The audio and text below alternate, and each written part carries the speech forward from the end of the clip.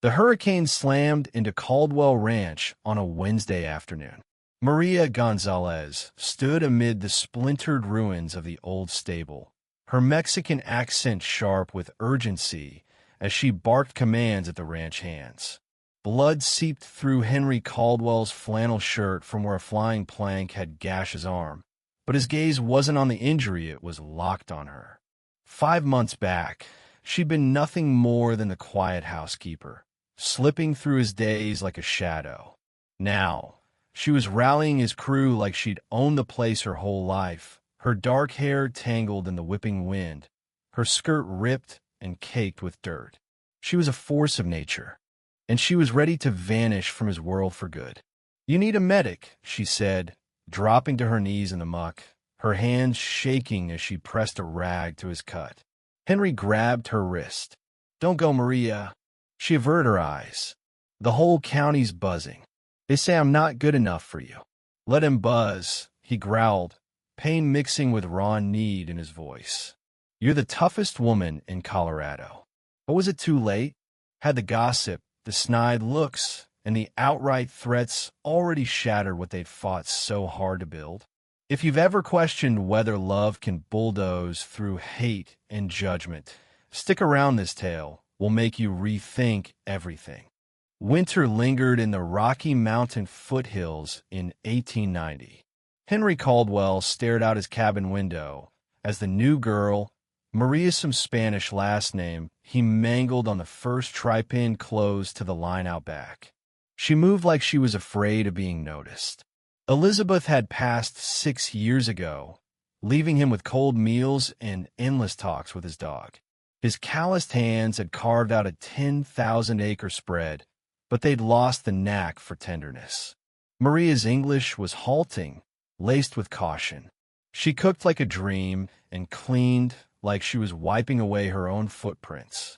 For a month, Henry hardly registered her existence until that blustery night when thunder rattled the panes, and he caught her in the kitchen at 2 a.m., flour dusting her apron, eyes red from crying. She was kneading dough in the storm's fury. "Can't sleep?" he asked. She jumped, almost knocking over the bowl. "Sorry, Mr. Caldwell. I bake. For morning. Storm makes me remember." She fumbled for words. "Fire in Mexico City. Lost my parents." Henry had endured 55 years without realizing grief could sound so poetic in a lilting accent. "My wife used to bake during storms," he said softly. Maria paused. "Does she make a bread?" "Awful bread." Henry chuckled faintly. But she kept at it. In that dim light, something clicked, not romance, not yet, but a shared ache from old wounds. Come morning, a fresh cherry pie sat on his table. It tasted like a second chance. As winter thawed into spring, Henry started asking Maria to join him for supper at the big table instead of eating solo in the back. She'd perch opposite him, hands clasped, replying in measured English. "Tell me about Mexico," he'd prompt. "Beautiful land," she'd murmur. "Warm like here in summer, but crowded cities." "Miss it." Her smile held sorrow. "Miss family. But Colorado." She waved toward the window, where his pastures rolled to the peaks. "Feels like I could start fresh." Henry got it west was all about reinvention. Their hands grazed when she refilled his coffee. She didn't flinch. The flu hit him in April, nothing deadly, just a chest-rattling cough. But Maria nursed him like he was on death's door broth every hour, reading faded newspapers from Denver, cool compresses on his brow. On night 4, feverish and mumbling, Henry clutched her hand. "Stay. I stay," she whispered. "Till you better." "Not just till then," he rasped, eyes piercing hers in the lantern glow. "Maria, I need you." She touched his forehead. "Henry." His name and her voice was a balm. When the fever lifted, the air between them crackled with change. But Henry Caldwell was a big name in a tight-knit county, and Maria Gonzalez was the help. Some folks swore certain lines shouldn't be crossed. They were about to prove him wrong. Mrs. Ellis from a Boulder Savings Bank spotted it first. Maria's dresses were calico now, not plain linen. She held her head higher, like a woman who knew her worth. "That Mexican girl's getting uppity," Mrs. Ellis hissed to her spouse over eggs. Henry Caldwell's playing the fool. Rumors raced through town like wildfire. At the feed store, chatter hushed when Maria walked in. Ladies muttered behind fans. Men leered with a mix of envy and spite. Henry ignored the noise, but he worried for Maria.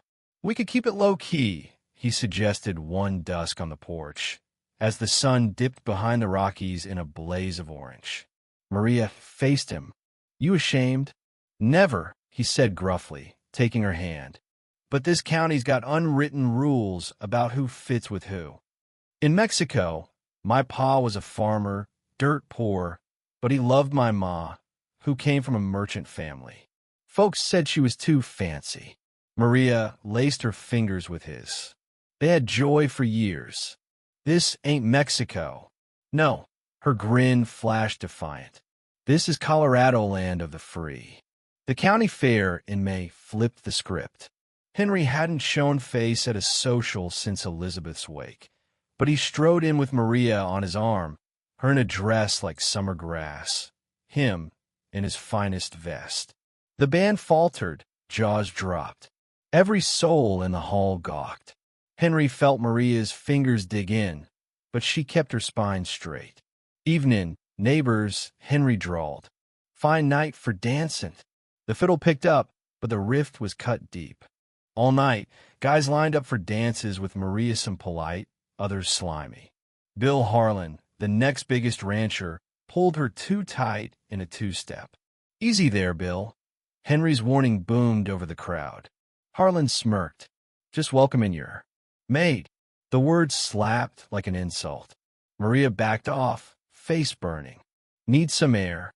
Henry trailed her to the corral, where she gripped the rail, knuckles white. "They're right," she said, not turning. "I'm the help. You're the boss. Different worlds." He stepped close, inhaling her rose soap. "Turn around." Tears gleamed in her eyes under the stars. "You're not the help anymore," he said low. "You're the woman I'm fallin' for." Maria's breath hitched. "Henry, I don't care what they say." "What do you say?" She scanned his face. "You're the kindest man I've known." He cradled her cheek. She was silk under his rough palm. "And you're the most stunning woman alive." Their kiss erased the world, just her warmth, her murmur of his name. But worlds don't erase easily. Come dawn, trouble knocked. A posse of Boulder's bigwigs, Mayor Wilkins, Banker Ellis, Judge Harlan, and a few more rode up before coffee cooled. They set their mounts in Henry's yard like judges at trial. "Henry," Mayor Wilkins boomed, fake friendly. "We got to chat." Maria peered from the kitchen as Henry hit the porch, mug in hand, stance loose but eyes hard. "About upholding standards," Judge Harlan intoned. "Colorado's pushing for progress. We need to look proper. And I ain't proper." Banker Ellis leaned in. "You're risking your rep-paying hours with that girl." Henry's tone iced over. "You dictatin' who I court on my land?" "Advisin' you to think smart," the mayor said. "She's not your equal." From inside, Maria saw Henry's fistball. His reply cracked like thunder. "Y'all got 10 seconds to ride out for I lose my temper." They scattered, but the warning lingered. Pick status or pay up. That evening, Maria found Henry in his den, nursing bourbon. "I heard him." He looked up. "Maria, I quit." It punched him gut deep. "What?" "I leave tomorrow. You find a suitable wife, build a proper life." Her voice held steady, but tears fell. Henry surged up, chair toppling. "Like hell." "Henry, please." He gripped her arms. "You think I care about those fools? About the town? You should. Colorado's your world. These are your people." "No," he snarled. "You're my world. They could ruin you." Hope flickered in her tears. "You mean that?" His kiss was fierce, born of 6 lonely years. Maria yielded, clutching his shirt, bodies pressing close. He scooped her up, heading for the bedroom, her legs around him as the door banged shut. In the glow, she was radiant, his Maria. His fingers fumbled with her buttons. Her gasps filled the air. She tugged at his shirt when chaos erupted outside, crashing wood. Horses neighing, shouts piercing the night. They halted, half-clothed, hearts pounding. Fire! Maria gasped. Henry snatched his shotgun, peering out to see flames devouring his main corral. The threat was blatant. By sunup, the blaze was quenched, but his top stallion worth a fortune was gone, suffocated. A scrawled note on the fence, "Send the girl packing." Maria stared at the char, ashen with blame. "This is my fault." "No." Henry's voice was steel. "This is coward's work." But while he assessed with his foreman, Maria bundled her things and snuck toward town. She hit 4 miles before Henry thundered up on horseback. Wordless, he dismounted and hauled her close. She pounded his chest. "Let go. I bring destruction." "You bring life," he murmured into her hair. Maria sagged, weeping. "They torched your place, killed your horse. What next?" "You." He held firm. "Leche incon." 3 weeks on, the hurricane barreled in.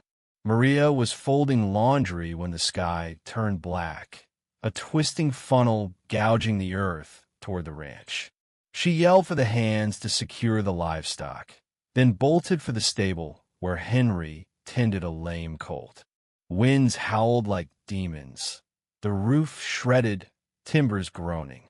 Henry shoved Maria toward the root cellar as a beam plummeted. It smashed his arm, dropping him cold. Maria's scream vanished in the roar. Storm over, she dug him from the debris, blood matting his hair. For a heart-stopping second, she feared the worst. "Help!" she commanded the crew. They looked to her now, not the foreman. "Boards from the shed make a litter fast." "You heard her," the lead hand barked. "Moo!"